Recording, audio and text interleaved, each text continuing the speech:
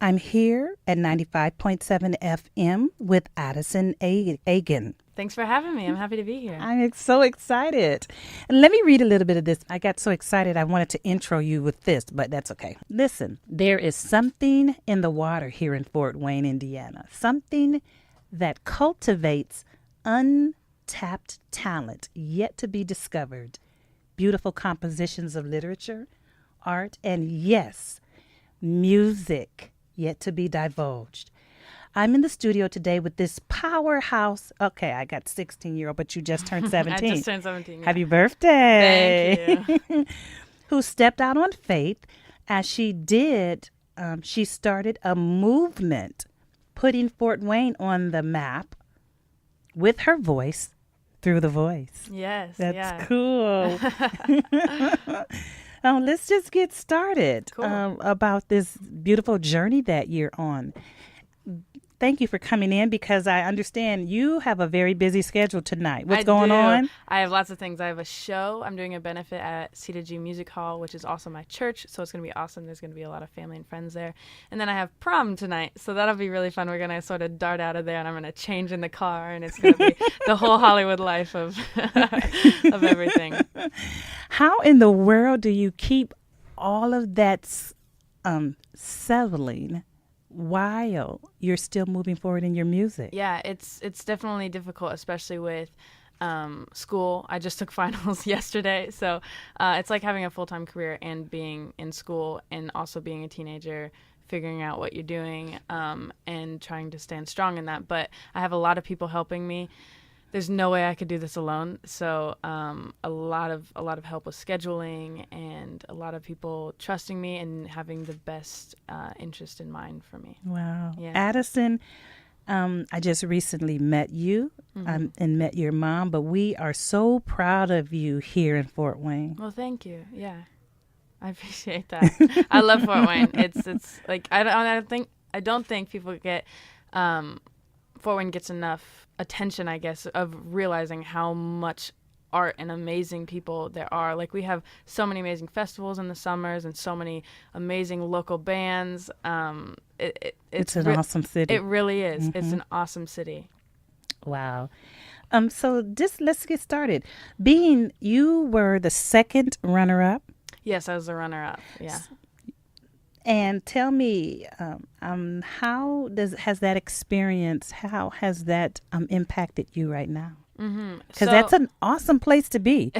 How many thousands of people actually were even wanted to be a part of that process? So to be the second runner-up, my goodness, that's amazing. Yeah, it really is. I think we were asking around when I was on the show, like, what are the percentages, or like who would have guessed we would have gotten to this point? And at 16, my goodness.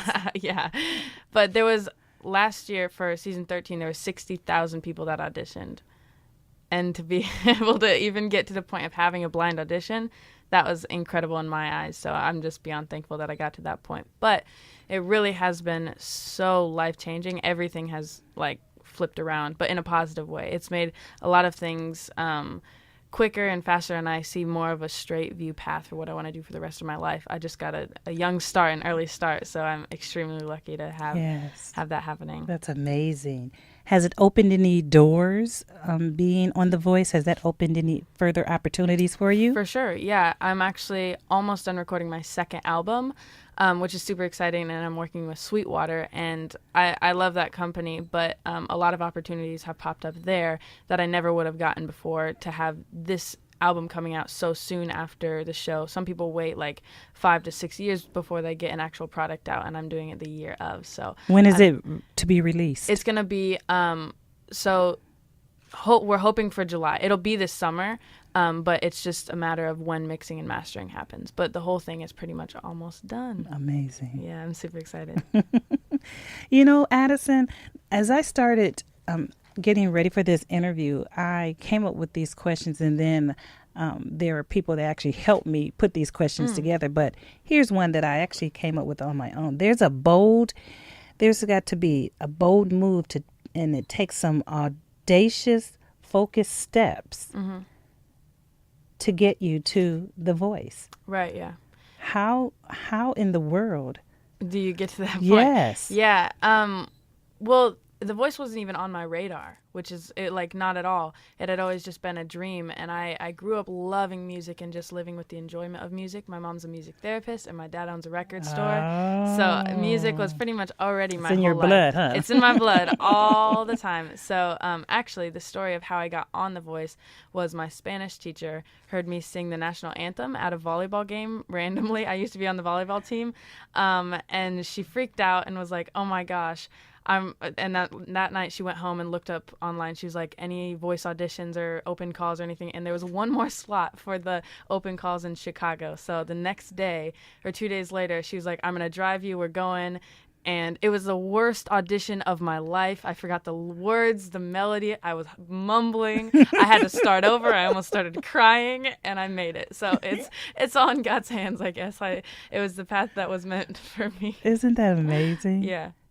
But you still, so that was by chance. Yeah, it was really like random and just like, let's do it. Let's take the leap of faith. When did the audacity push you forward? Because it had to be. You had to nerve-wracking. Step into your own zone at some point. Yeah, exactly. Once we were driving there, it was really, everything was last minute for like the original audition, which is great because then I didn't have time to stress about it. And I just got to think like, calm myself down and sort of be like, I'm good enough for this and let's get going on this path. And I let you know God has a plan. Yeah, had my back through the whole thing. Goodness. And he had it planned my whole life. He was like, year 16, we're going to pop in The Voice.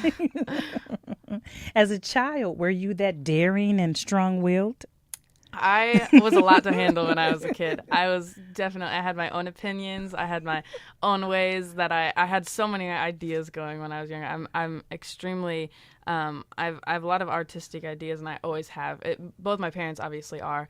And I was homeschooled, not super nerdy. People always think like you must be the nerdiest kid ever, but I'm really not. And I just was like, and that's okay. Outside, yeah, totally. I love being homeschooled. Right. If you are against homeschool, I will talk to you. I will flip you over. You will eventually love homeschooled people. Right. But so pretty much all my assignments, like my English class, was go outside and write a poem or go outside and write a song. Those were my assignments. Wow. So like, I've always had this in me and always wanted to be a songwriter and a singer and like a poet and have all these ideas actually come out as a product. So that's how I was raised. And yeah, I was, both my parents are pretty bold. So I picked that up really quick. Nice. Yeah. That's nice. So Addison, I heard you talk about your church. Mm-hmm. So that tells me that you are a woman of faith. Absolutely. Yeah. That faith in God actually, and I've heard you say that, but I guess I want to hear that again because I myself am a Christian and I know that God has an ultimate plan. Yeah. Was that a big part of what ushered you into where you're going? Absolutely. It's how I learned music. I grew up as a worship leader. Both my parents were worship leaders. I started leading worship at the age of like 4, just standing up there. You're kidding me. Yeah, just standing up there by the piano next to my mom, just, swaying, humming. And so that's how I learned harmony. That's how I grew my confidence being on stage, was at church leading worship and loving all those songs and beginning to trust in him more and more and more. So when I finally went out to LA, I was not expecting to have a bunch of Christians there or a bunch of other people of faith, just because when you think of Hollywood or LA or big cities, you think of too many distractions and not focus on God. Okay. But when I got there, I was so surprised that so many of these people were worship leaders, pastors, youth ministers. That touches me. It seriously was so amazing. Like probably 70% of these people, it was so amazing that we could have like Bible studies whenever, worship. People would be in the hot tub singing gospel music. Are you serious? Yeah, seriously. Honey, that's so good to know that. It was so amazing. It was really, really empowering. So all the way through, it was just, I grew in faith so much, which I was not expecting. I was expecting like to have to really try to focus. Bunch of heathens, huh? Right. I was like expecting all these people, and then I got there, and everyone was in it together and really strong. God protected you. He protected you. So then this is the next question. How does your church, what are the church's views? And as a Christian, how do you deal with the church's views on secular music? That's a good question. That's a really good question. So my church in particular is a music hall, so they have all kinds of music. So for them, it wasn't a problem. But how I view it is, when you have a show, I have on my next album, I have many Christian songs, and based on that, so one of my favorite songs on the album actually is like, I want it to be on the Christian radios. It's like my favorite song. So I have both in my albums, so that when people come to my shows, even if they're not Christian or have any faith or a different faith, they can come there and I'll play the secular songs, and then I'll throw in all the Christian songs so that they still get an idea of this is who I am, and I can invite you in, and it's not just Christians only. This isn't like you have to be a certain person or anything. Not even that's what Christians are. You have to be a certain person, but some people have that view of Absolutely. Christians. So I view it as very welcoming to people who wouldn't know, and then they can leave knowing that he loves them. Every show I end with the song How He Loves by David Crowder. It's one of my favorites, and I get everybody singing. So at least by the end of the show, whatever message they take that he loves them, no matter if they accept it or not. It's beautiful. Yeah. So I think it's really cool that being both a Christian artist and a secular artist, you can have both crowds and then leave them knowing that they know that he loves them. Right. Yeah. Right. Because God uses everyone. He's Right. using you in that arena. Yeah. And also, being a Christian is about relationship. It's not about Totally. religion. Yep. Relationship with him and not religion. Yep. So there you go. Yeah. That's good to hear that. So let's talk music then. What genre of music do you perform? So on the show, I did a lot of folk music. Okay. So now I'm sort of in the alternative folk. There's really, it's singer-songwriter style, but I guess every song is written is the singer-songwriter style. But if that sort of makes sense, like alternative folk is what I sort of name it as. Why? Why? Because it has very folk aspects of the instrumentation. I love mandolins, acoustic guitars, violins, cellos. Like that's my thing.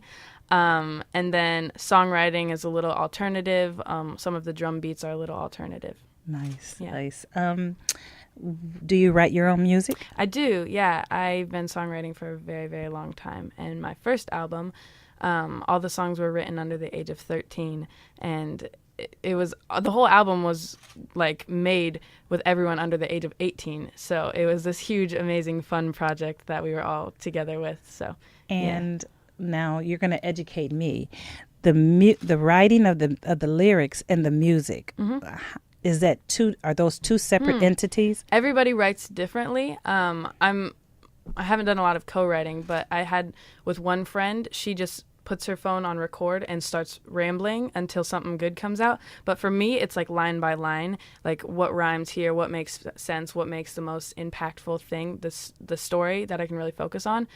So I just find sort of like a riff or a guitar chord pattern that sounds good and tugs at the heartstrings or fits whatever mood I want to fit with the story. So it's sort of both at the same time. What about the type of artist that you are? If you could describe that. That's so hard. It's always so hard to describe yourself. Okay. At least it has been for me. I would say I'm not scared to talk about the deep topics. Like the single off of my next album is about mental health. Oh, wow. And so I'm not scared to talk about that stuff, but also I would like to say that I always try to bring the hope out of the situation, and I always like to write about positive things, even if it's a dark scenario. So I guess that's what I would say I am. Okay. Did you, when you were on The Voice, were you able to control the music that you sang, or was that we want you to sing this? Right. Yeah. It was a mixture of both. You have many auditions before you actually go to your blind audition. So they sort of get your vibe. It's sort of both because they want songs that people know. Okay. But then I'm not the one that normally listens to songs that people know. So it was very collaborative, and me and Adam, who was my coach, really worked so hard to have a mixture of both. And sometimes we turned songs that were totally not in my genre, like I sang Lucky by Britney Spears, and flipped it to my genre. So we found our way. But yes, I always had a say in what I was singing. And what about your image? Were you able to formulate that image, or was that also? That's a good question too. Again, it's a mixture of both. You want to show them right away who you are. And so that's why some people sort of get lost, because either they don't know who they are yet, like fully, or they are very moldable. And I sort of found a place where I would be moldable to the fact of they know what looks good on screen, because my fashion, what they want me to wear, I want to wear jeans and a T-shirt all day long. But so it was very collaborative. And at the end of the day, I love how I was presented on the show. And I think they really showed a lot of good stuff about me. And we worked very well together. And you had to, because you were 16. You're not going to make a 16-year-old look like a 30-year-old. Right. Yeah, exactly. But I've always thought that as I'm watching. I'm like, all these... did they pick that, or who picked that? Yeah, you know right. Yeah. So that too is also like, does this look too old? Does this look too young? I don't want to wear a bright pink sparkly dress, or I don't want to wear something that's not covering up anything. So my stylist was amazing. She worked so well with me, and we found a bunch of cool vintage clothes that I like to wear. And how did that control, or that lack of, how did that affect your confidence? Yeah. So I've always been a pretty confident person, and I've always known who I was for quite a long time. So that really helped that I knew who I was before the show. That's good. Yeah, it was super helpful. And of course, it's the people around me that have been supporting me so that I can think that. But it does really build your confidence, because people want to spend their time like making you look the best that you can, or help you find out the perfect thing to wear, or help you pick your song. It's very rewarding. And since everyone was so collaborative, I felt super confident in that a bunch of people's opinions like were agreed on. This is a really good thing that we're doing. Did you ever wear anything, or they put you in something that you were uncomfortable and that affected your ability to perform?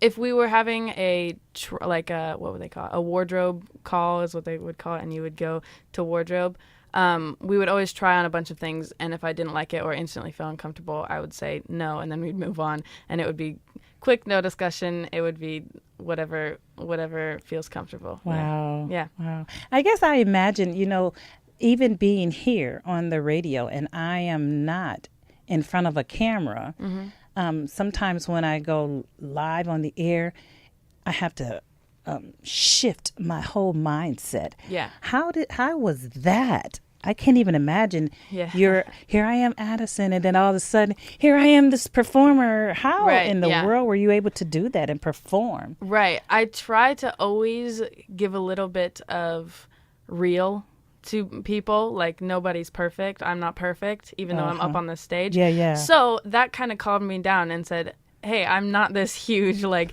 perfect icon. Even icons aren't perfect. So it really helped me calm down and say, hey, people are going to be understanding. Nothing's going to go wrong. I'm in God's hands. He's got me. So it was sort of a mixture of those two that I calmed myself down pretty well. Nice. Yeah. Very nice. At home, are you Addison Agen, or are you? You need to go do the dishes. Yep, that's me. That's me. You want to mow the lawn? Not really, but I will. You want to babysit? Sure. Yeah, it's definitely like family that. Keeps you grounded, huh? Oh, for sure. And my close friends, oh my gosh, they've been so great. They laugh every time someone recognizes me. They're like, oh my gosh, I can't believe it. Forget that. That's Addison. Yeah, exactly. What do they call you? Addie? Addison. They call me Addison. Okay. But they're like, if people recognize me, they're like, oh my gosh, it's Addison Agen. Oh my gosh. And then we're like, oh my gosh, what are they thinking? Yeah. How does that affect you even now?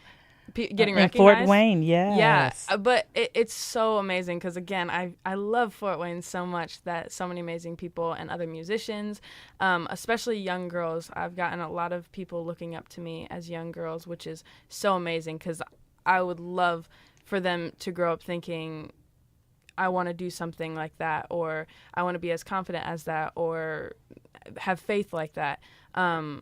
Even though I'm not perfect, but if they view those certain things from me, I take that as one of the biggest compliments ever. That's beautiful. They admire that, or whatever they take from it. I love.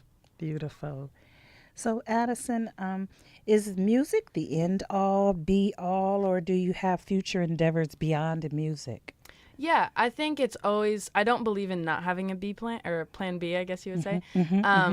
So actually, visual arts is one of my favorite things of all time. Music will always be in my life, either if I'm just a songwriter and not a performer, or if I'm performing other people's songs, whatever it is. Music will always be in my life, but visual arts is one of my favorite things, and I actually wanted to be a tattoo artist for a really, really long time. And I would love to do that, or be an art teacher and still incorporate music into that. So those are sort of my plan Bs, but music is definitely number one right now. Beautiful. Yeah. Wow. I finished all my questions. I'd like to know, what is it that you have to share with us? What do I have to share that we with haven't actually touched on? Let me think. Well, I guess I mean I can sort of do a little promotion for my next album. Absolutely. That I would love to share a little bit about. There's going to be one cover on the album. It's an artist that I've looked up to as a songwriter, as a musician, since forever. I grew up on her music. So it's like the first song that I ever heard of hers that's going to be on it, and we're going to sort of redo it a little bit, sort of like what we did on the show. Can you share that or no? I can't yet. Okay. It's a surprise. Okay. I know I was being very vague. I was being super vague. It's okay. And then some other originals, and then I already said the single is about mental health, and we already filmed a music video on that. My brother was the main character in the music video, so it was super cool to have sort of family involved in that, and I think it's a really powerful story. And the person, Nigel Dick, is the person that shot the music video, and he did such an amazing job, and it's really powerful. How did you choose mental health? Well, okay, so I think it's not talked about enough, especially by people my age, when it's a huge problem with people my age. Absolutely, bless you. Being in school, seeing it. I have a few friends that deal with depression and anxiety, especially in school, and being around so many other people and so much judgment, that I thought it was an important topic to talk about and be open about, and say, I wish it wasn't this way, but I'm going to help you through it and let you know that there is a way out, and don't think that there's no way out. And so it's called No Way Out. Yeah. Absolutely. That's wonderful. Well, I see God's Spirit all in your life. Your church absolutely has a foundation in your life. Absolutely. Talk to us about where you attend, if you can, if you like to. Yeah, I go to Come to Go, which is right across the street from Tin Caps. It looks like a little warehouse. It's awesome, and I've been going there for a really, really long time. And I lead worship at a bunch of different places. My mom's a worship leader, so she leads worship at Holy Cross, Faith Lutheran, Come to Go, and wherever else they need her. So I grew up going to church like 5 times a week for all the youth groups, and then leading worship on Wednesday night, Saturday night, Sunday morning. So yeah, that's where I go now, and they have a lot of cool things. The first time I ever played a show, or not even a show, just sang by myself, was at an open mic that they had there. So yeah, I have a lot of connection to that church. I didn't even ask that question, but let me go here. Do you play an instrument? I do. I play many instruments. I mainly write songs on guitar and then piano, and I play violin and ukulele also. You play a violin? I do. I went to a Suzuki violin school for like 3 years. Wow. Yeah, it's fun. And that is what homeschooling will get you. You have lots of time to do lots of things. Yeah, you don't have to worry about wandering through hallways for a while. Yeah. Very good. Thank you so much. Yeah, thanks for having me. I appreciate it. This is Addison Agen of who set the standard and began the process of individuals applying for The Voice. I can't imagine who's applying now. I know. It's People crazy. are lining up. People are lining up every year. I'm going to go on The Voice too. Well, Addison, you know what? I would love to give you the final thoughts. If you have any final thoughts while I'm getting this music ready. Just that I appreciate being here. I love doing interviews, and those were some good questions. They were different than what I normally get, so I appreciate that. Very good. You're listening to Speak Now, jamming with my jazz at 95.7 FM, WELT. Listen, have fun at the prom. I will. Thank you. Bye-bye.